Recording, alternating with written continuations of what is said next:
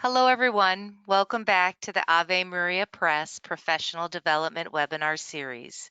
In today's webinar, Pamela Patnode will share how and why Catholic schools have better success educating Hispanic Latino ELL students. My name is Erin Pierce. I am the Parish and Curriculum Marketing Specialist at Ave Maria Press. I would like to recognize our webinar partners, the National Conference for Catechetical Leadership, the National Association of Catholic Family Life Ministers, the National Association for Lay Ministry, and the Catholic Campus Ministry Association. Everyone in the audience is muted today, but you are able to ask questions. Questions may be sent to our presenter using the questions section of the GoToWebinar panel. I will read as many of those questions as possible at the end of the presentation today. This webinar is being recorded, and a link to that recording will be sent to you tomorrow via email. With that, I would like to welcome and introduce our presenter today. Pamela Patnode is a Catholic wife, mother of 5 young adult children, and a Benedictine oblate. After home educating her own children for a dozen years, Patnode moved into the world of Catholic education, where she serves as Dean of Women and Humanities Instructor at Chesterton Academy of the Twin Cities. Dr. Patnode has authored 5 books, been a regular guest of Relevant Radio for the past 8 years, and has been a guest of EWTN television and radio. She and her husband have been active members of their parish community for 30 years. Pam, thank you so much for being with us today. Well, thank you, Erin. I just so sincerely thank you for the invitation to do this webinar and for your help with the technology to get it up and running. Yes, absolutely. Well, we look so forward to hearing about your research and what you want to share with us today. So I'm going to go ahead and make you the presenter. Wonderful. Okay, wonderful. You can go ahead and take it on from here. Okay.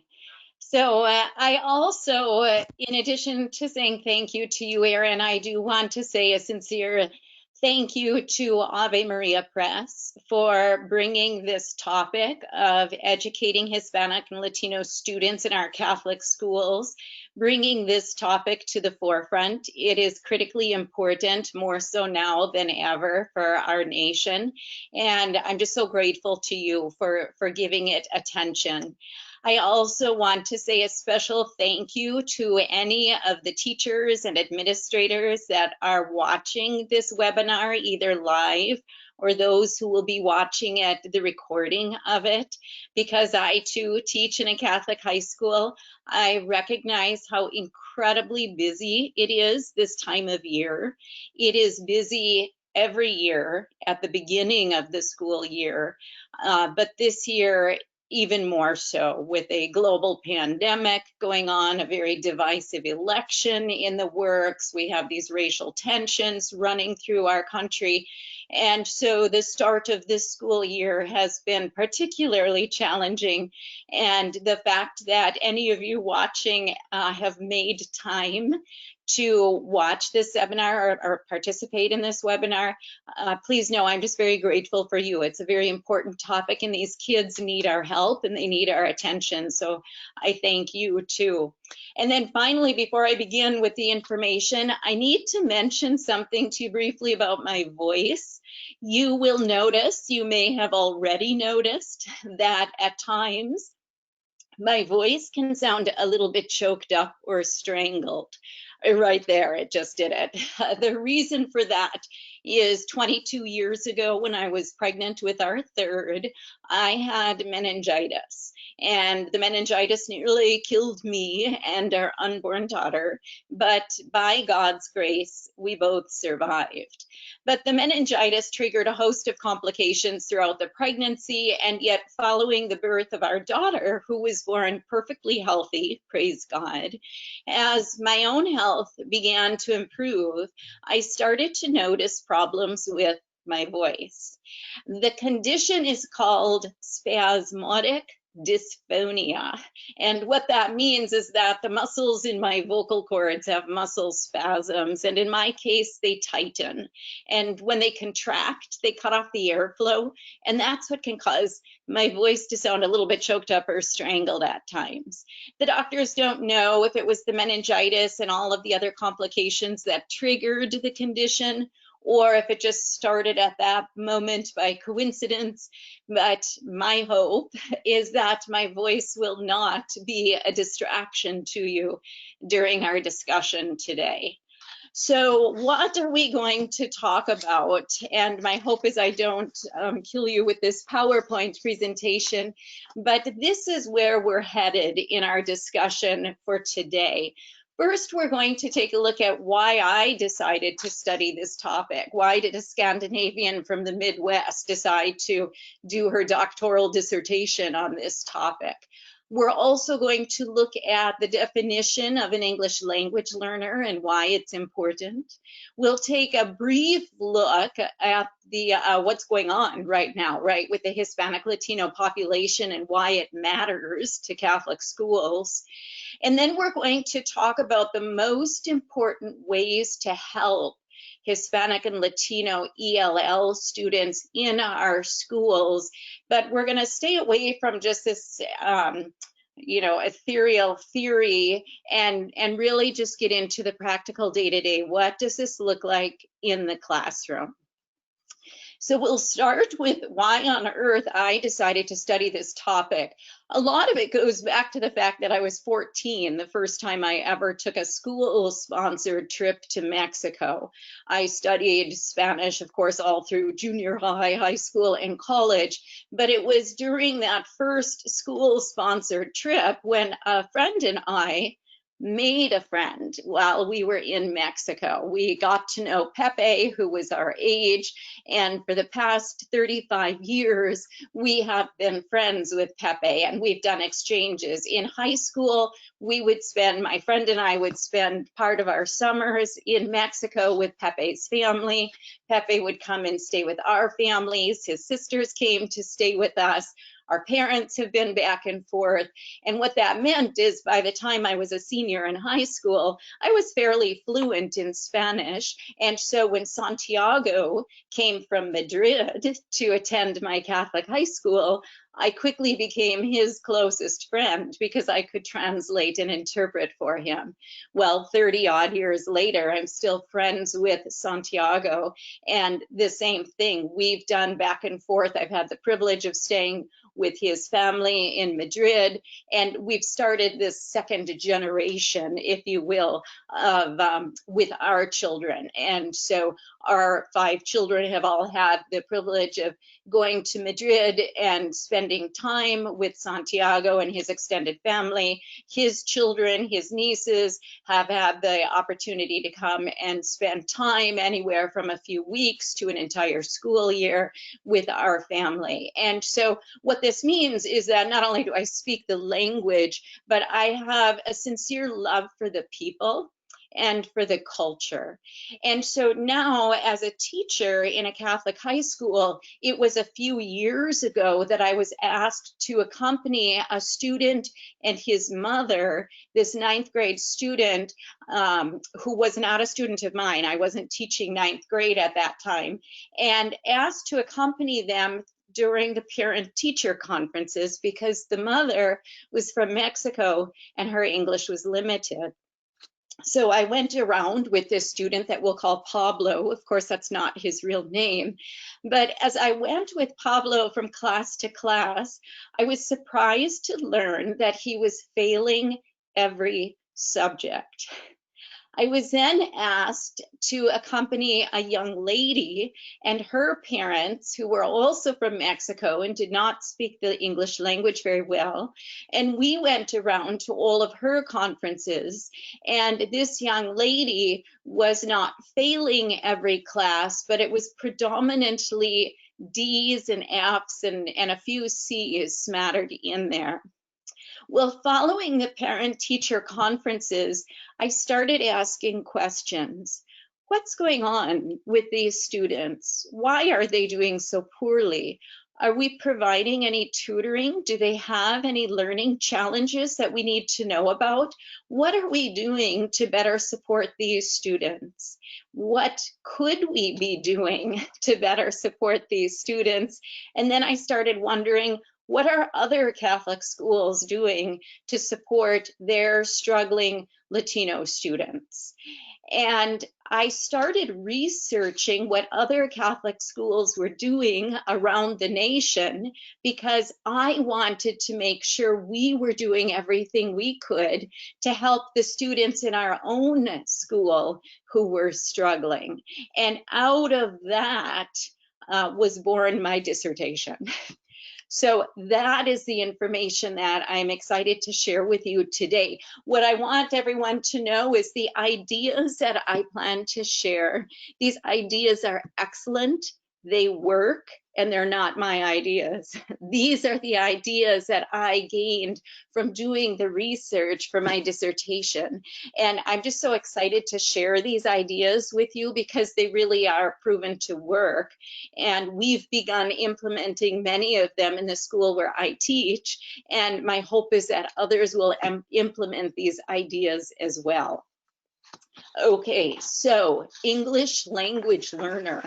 For the purpose of our discussion today, and then also for the research that I did for my dissertation, I defined English language learner as any student who speaks a language other than English in the home. And this definition is important because even if a student was born in the United States, they have only attended English speaking schools, but they speak another language. And for the purpose of this talk and this research, it would be Spanish in the home. They are still considered an English language learner. Why? Because many of these students, even if they were born in the United States, even if they've been speaking English their whole life long because they've been attending English speaking schools all their lives, they still face unique challenges because for many of them, if they are speaking Spanish in the home, it often means, not always, but it often means that their parents have limited English ability. And if it's the case that a student has parents who are limited in their English abilities, then those students have a reality that is different from students whose parents speak English perfectly well, right? So for example, if a parent does not speak English, that parent is very limited in how much help they can offer their student their child when it comes to homework, because a parent can't even understand the homework. And so they will be very limited in how much help they can offer their child. Another challenge that a student might face if their parents don't speak English is that the parents won't understand all of the communication that comes home from the school. And so that student then might miss important information that the school is sending home, but the parents are either not accessing that information because it's sent in a mode that the parents don't utilize, like email, for example, or the parents just simply can't understand the information. And then third, if a parent is limited in their English, it's very difficult for that parent to be involved in the school, at the school. And so those are just some of the challenges that an English language learner, even if that child has lived in the United States their whole life long, those are just some of the challenges they may face. In addition to that, when you get to the high school level, this is often when we find out that a student who is maybe speaking Spanish in the home has excellent conversational English skills, but their academic English skills might be lacking. And the reason this is observed in high school is simply because the English that's required in high school is very sophisticated. And that's across every subject area, right? And so it's really common to see a drop in grades for a 9th grade student who isn't speaking English in the home, to see a drop in grades because the sophistication of English that's required at the high school level might be higher than what their ability is at that moment. And so these are the reasons that ELL is defined as any student who is speaking a language other than English in the home. It doesn't just mean the student who just arrived in the United States from Mexico or any other country and they've only been here a year. Certainly it includes them too. But it shows you the broad range of students that this encompasses and the variety of challenges that these students might be facing. So here is just brief background information on our Latino population. First and foremost, English language learners are the largest and fastest growing student population in the United States. And the research suggests that every single teacher, at least at one point in their career, will teach an English language learner. Among this population, more than half of them are native born. 80% of them speak Spanish as their first language. And half of these Spanish speaking students come from families that identify as Catholic.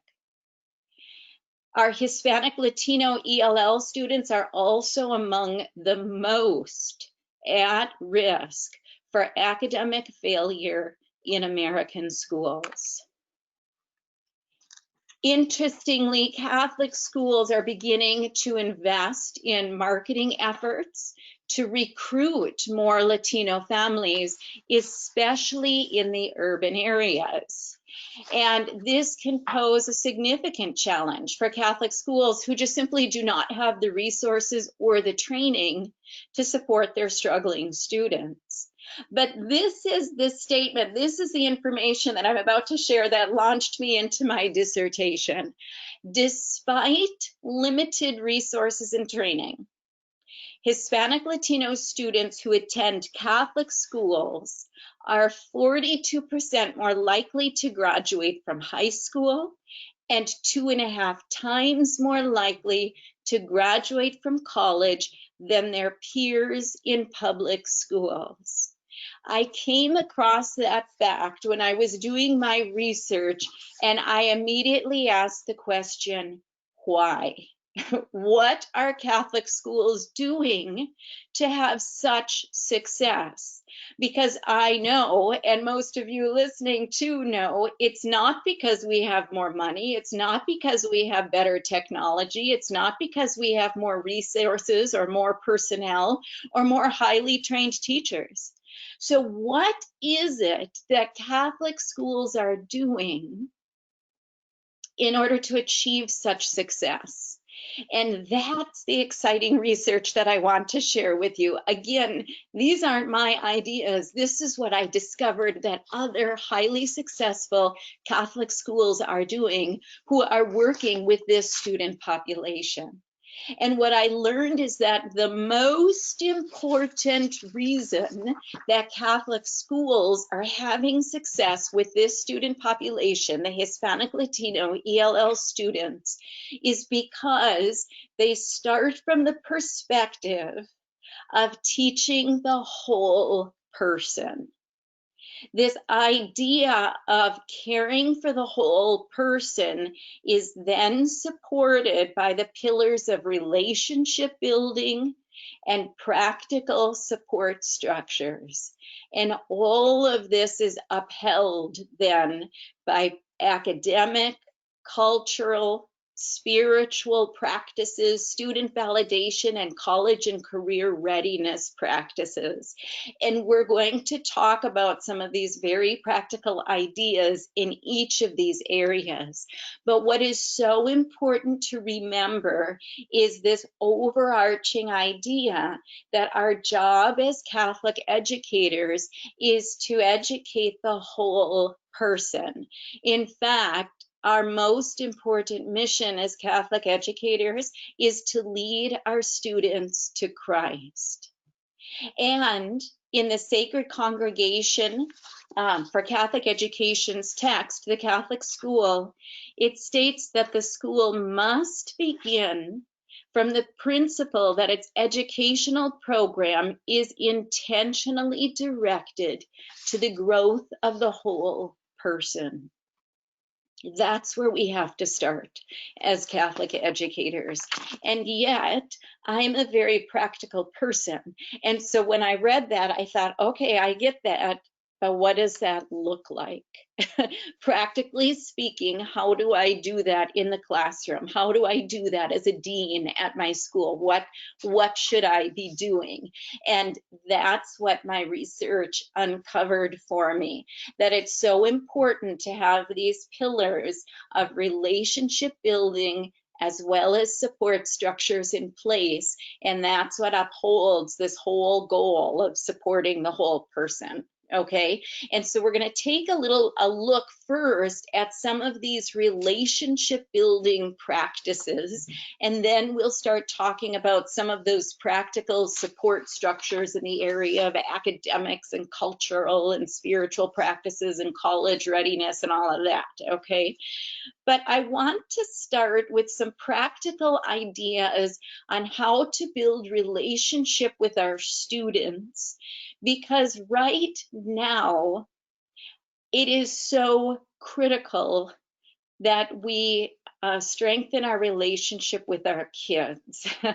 I'm sure none of you are surprised with the start of this year beginning to know that our kids need help. Nationwide, our kids are struggling.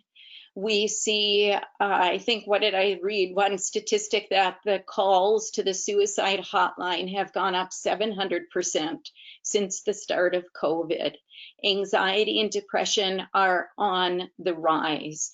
Our kids are lonely, they're feeling despair, they're anxious, and Catholic schools are not immune to this, and I'm sure you recognize that. Our students are affected as well. And so relationship building is probably the most important thing we can be focusing on right now. So how do we build relationships? First, we have to get to know our students by having conversations with them. One saint who is very important to us as Catholic educators is St. John Bosco. And reading through his writings gives us many great ideas of things that we can do. And one of the things that St. John Bosco reminds us is that we need to ask our students questions, ask them lots and lots of questions. And yet, yes, we need to ask them questions about the content area of the class, right, that we're teaching. But we also need to ask them questions about areas of interest to them. Ask them about the music that they listen to, or what they did over the weekend, or how their part-time job is going, or how their practice or game went the night before, for example. If there's time in the day to recreate with the students during lunch, to just walk through the lunchroom and to say hi, it's a great idea to do so. If there is a game that you can attend, or a theater performance, if those happen again with COVID, right? Do so. All of that shows support, and it helps to strengthen these relationships with our students. Another practical way to build relationship is to learn about our students' our cultures. We can't be colorblind. I talked to an administrator one time, and she said, "I'm not racist. In fact, I'm colorblind." I just see all of my students as the same. And the crazy thing about this administrator is she's right. She's not racist. She herself is an immigrant. But the problem with her statement, I understood what she meant, because as Catholic educators, we do see all of our students as being made in the image of God. All of our students have value and dignity, but we can't be colorblind. We have to recognize that they come from cultures that are different from our own. And these cultures have a profound influence on how these students see the world, and how these students see education, and how their families see the world, see education, and even do education. And we're going to talk a little bit more about that and some practical elements about cultural practices, right? So, but we need to recognize that all of our students have value and dignity, but we also need to recognize and affirm their differences. And that goes to the third point, right? We need to validate the students and their cultures, both inside the classroom and outside of the classroom. We'll talk about some specific ways to do that in a few minutes. We also need to look at how we're communicating as a school. Certainly, we need to look at how we communicate with faculty and staff. We also need to look at how we communicate with our students. And we need to look at how we communicate with our families. When I was doing the research, there was one administrator who said to me, you know, we communicate using email at this school, and those families are just going to have to learn how we do things around here. Well, you know, yes, it's true. Families do need to learn how a school operates. And yet, for many Hispanic and Latino families, it isn't common to communicate with email. Many of them communicate through WhatsApp or texting.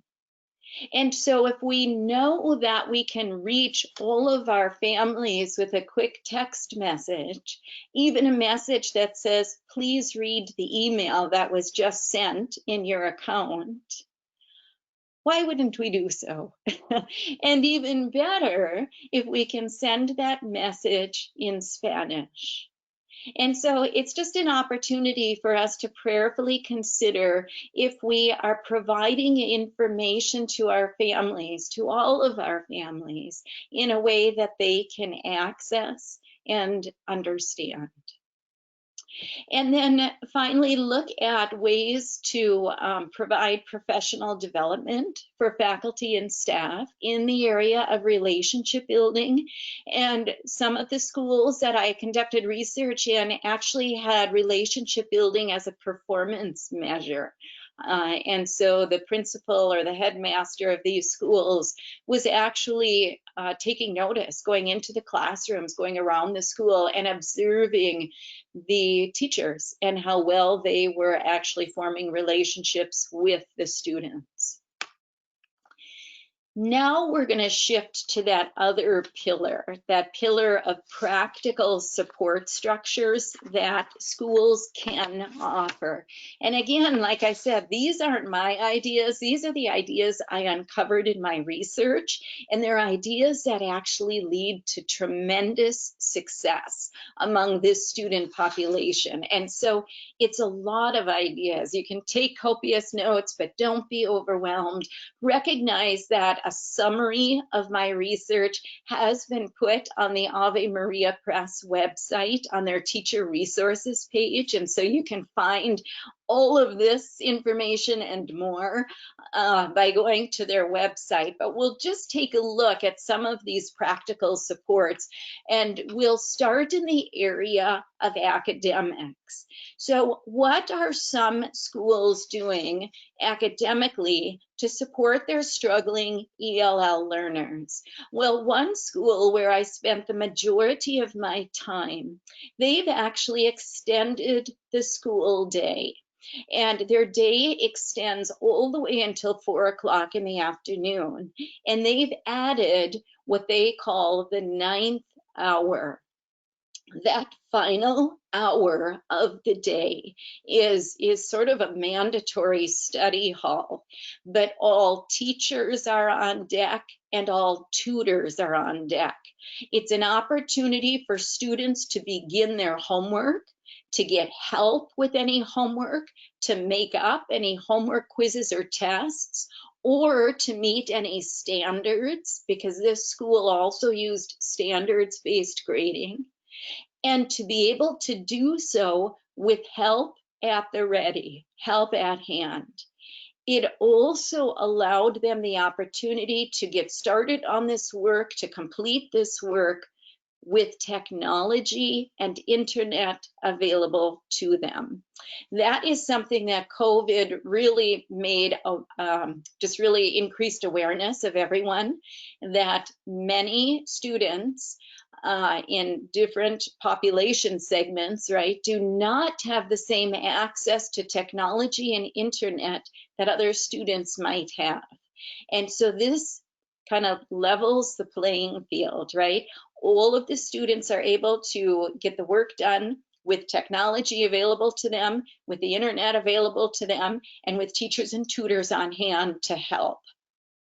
The other reason this is so critical when it comes to our Hispanic Latino students is that these students come from a culture that supports a collectivist worldview, which is very different from our American individualistic worldview. A collectivist worldview says that the group's needs or the family's needs supersede the needs of the individual. So what that means is that many of these students, when they go home at night, if they have parents who are working 2 or 3 jobs to keep the family afloat, that family needs their help in the home. They may need these students to prepare meals or to help younger siblings with their homework. And therefore, these students may not have time once they get home to do their own work. By extending the school day and having designated time during the day, these students are able to get their work completed before they go home and meet the needs of the family. Okay.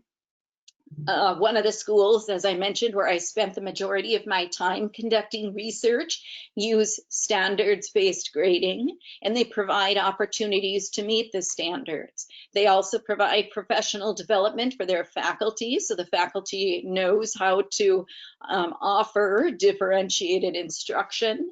They provide tutoring for their struggling students. They hire tutors. They also have tutor volunteers. And every person that I spoke with at this school, however, said, you know, you don't lower the bar.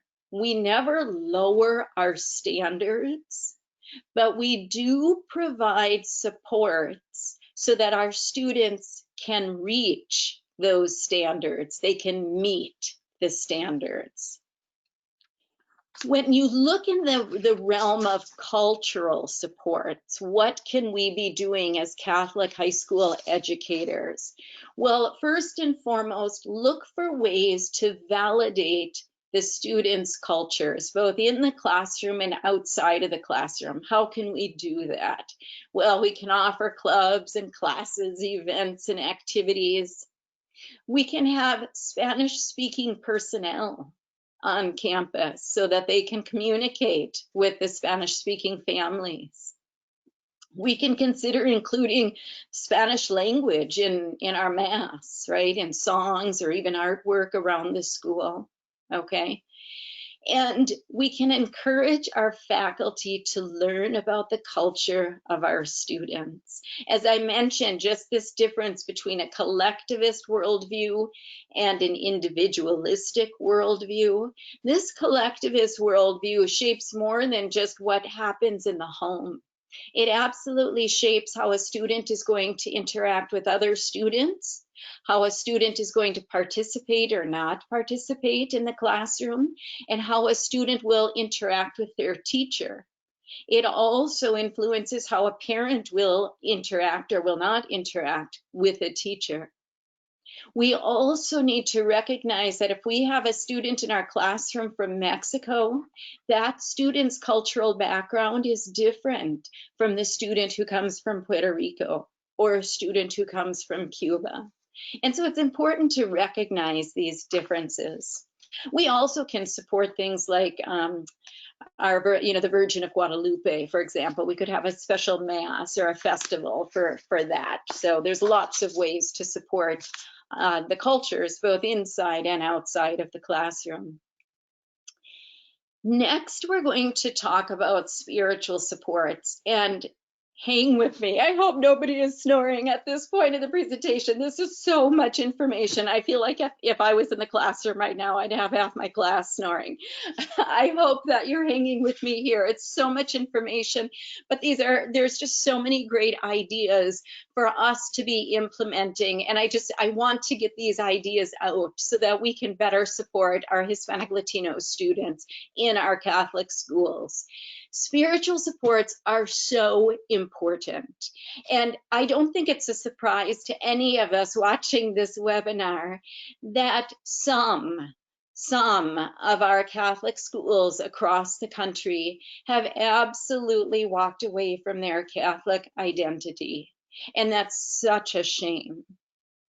In fact, there's emerging research that demonstrates that the faith of the individual and the faith of the institution positively influence academic outcomes. And so we can't abandon our Catholic identity, first and foremost, because our most important mission as Catholic educators is to lead our students to Christ. And to do that in a culture that right now is anti-Christian. That's incredibly difficult to do right now in this anti-Christian secular culture. And yet that's our mission. And research is showing that the faith of the person and the faith of the institution actually positively influence academic outcomes. And so we need to celebrate and uphold our Catholic identity. And how can we do that? One idea is through daily prayer. The school where I did the majority of my research, every single day, they practice the Ignatian practice of the examination of conscience. They stopped school every day. I want to say it was at 1:20 in the afternoon. Every class stopped, every pencil was put down, and over the school-wide loudspeaker, this daily examen was done either by a student or by somebody in their peer ministry team. Other ways that we can support and strengthen our Catholic identity is by giving our students the opportunity to practice the sacraments. Prayerfully consider how often you have Mass on campus, and consider whether or not you can have Mass more frequently. I am at a school that is so rare, and we are so blessed because we have Mass every day. That is unusual, and I get that. I have recognized that there are a few schools that there's not enough priests, right, to go around to be able to have that many Masses. We are so incredibly blessed. And yet, I've heard of schools who offer Mass twice a year. Right? Prayerfully consider how often you offer Mass. prayerfully consider how often you provide students with the opportunity to participate in the sacrament of reconciliation. In addition, look for service opportunities that the students can participate in. One of the things that I learned at the school where I conducted most of my research is that not all of the kids there are Catholic, but they did share many of the same values as their other students. And so service opportunities was a way for everyone to come together, no matter what the faith tradition, and support the poor, for example, or look for ways to take care of the environment. This is such an important area. We can't neglect it. And so really, I say prayerfully look at the role that faith plays in your school, and ask yourself, if somebody from the outside stepped into our school, other than the name of it, would they be able to recognize that we're a Catholic school? The faith is so important. A, because it's our mission to lead our students to Christ, and B, because the research is showing that it actually positively influences our kids. Okay, college readiness. Here we go. What are these schools doing that are having such great success with their Hispanic Latino students? What are they doing in the realm of college preparedness? They're doing quite a few things. First, the school where I spent the majority of my time offers a meeting to all of the Latino families of ninth grade students so that these families can understand the path to either college, to a trade school, to the military, or to a religious vocation. Many of these Hispanic Latino families, the parents did not attend college. And so it's their children, our students, who will be first generation college students. And these families do not understand the process. And so if we can start in ninth grade by offering a meeting in Spanish that lays the path out to them, that can be critically important so that they can understand the journey and the steps that their children will be taking throughout high school. And I have a quote here that you can see on the screen, right? One faculty member said, "Many of our parents are limited by language, by time, and by economics, so that they simply cannot lead the college search." And so we really drive the entire process with our students. Some of the other things that this school is doing with their Latino students is that they are offering FAFSA nights with Spanish-speaking volunteers to help the Hispanic Latino families complete the FAFSA. And they're also providing guidance for undocumented families. Okay, students who come from undocumented families can still attend college, but there's a few steps that they'll need to take in that process, and helping them understand that it is doable, and then what steps they need to take is really important. It's also important to offer these FAFSA nights with the translator for a few reasons, right? If any of you have completed the FAFSA, you know that the first time going through that, it can give you a little bit of a headache. And so having somebody walk you through it step by step and then do it in the language you speak is very helpful. The other reason it's helpful is that you can have technology and internet available for you to do it. A lot of these families, they don't have internet at home or computers at home. And so can you imagine trying to complete the FAFSA on your phone? So it's just another reason that this is a great idea if your school can offer something like that for the families. Another thing this school that I spent a great deal of time at was doing is they were bringing students and their parents to local colleges for a college visit. Again, to give the parents an idea of what college is all about, or trade school.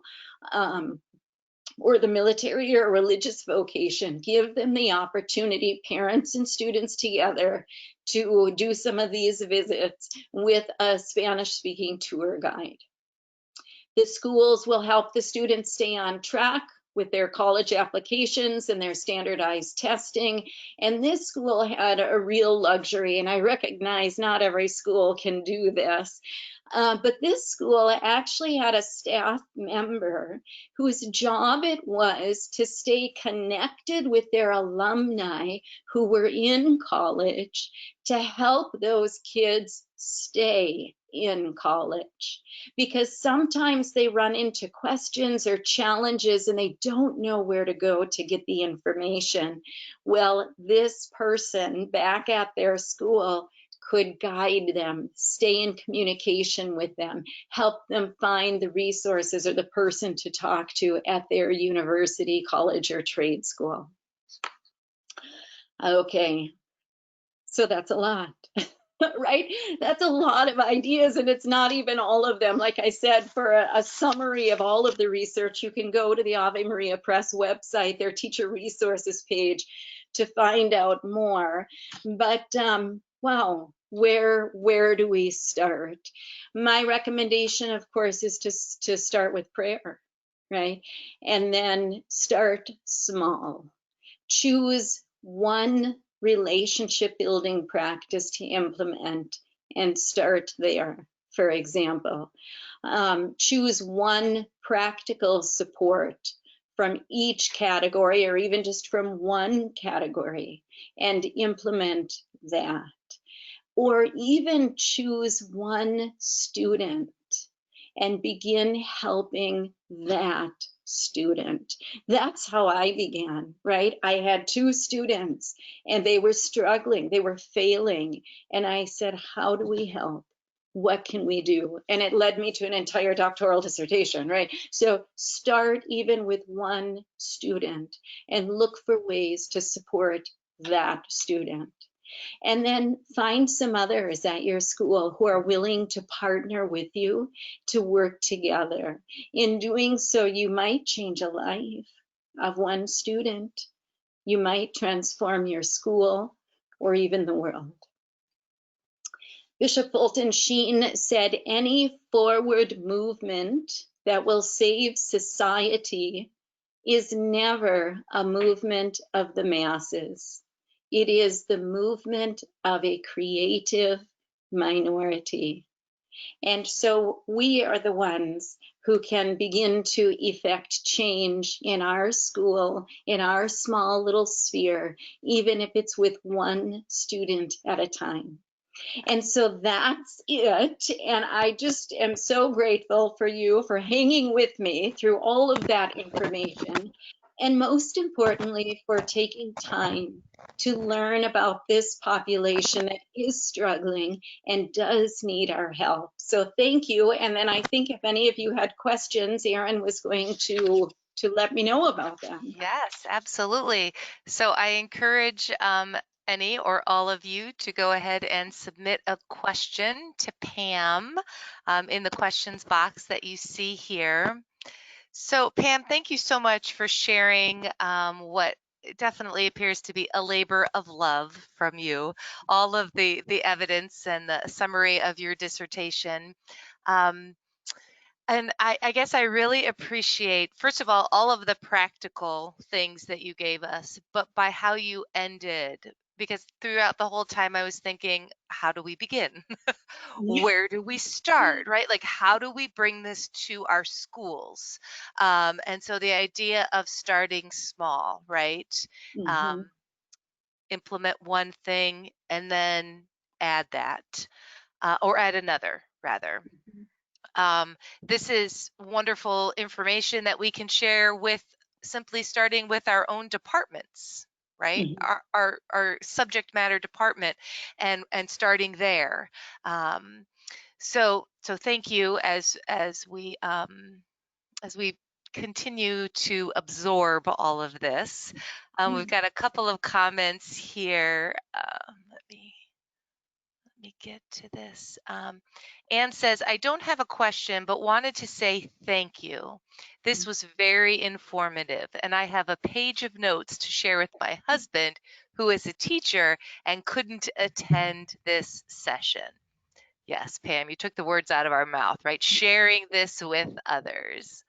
Paula asks, how do I get administration to commit to paying for translation of school documents into a non-English language when it is something the school requires? Interesting. Yeah, you know what? That is a challenge. And when I say start with prayer, I mean that with great sincerity because money is tight. And Catholic schools know that better than anyone, especially right now. And the truth is that there may simply not be funds available. And tragically, there are administrators who don't give translation of documents value or consider it a priority when looking at the monies available. If there's a way you can find a volunteer, that is a great place to start. There are many people within our communities who can translate. Now, I do want to say, don't just try to go to Google Translate, and do it on your own, because Google Translate is going to cause more problems than it could potentially solve.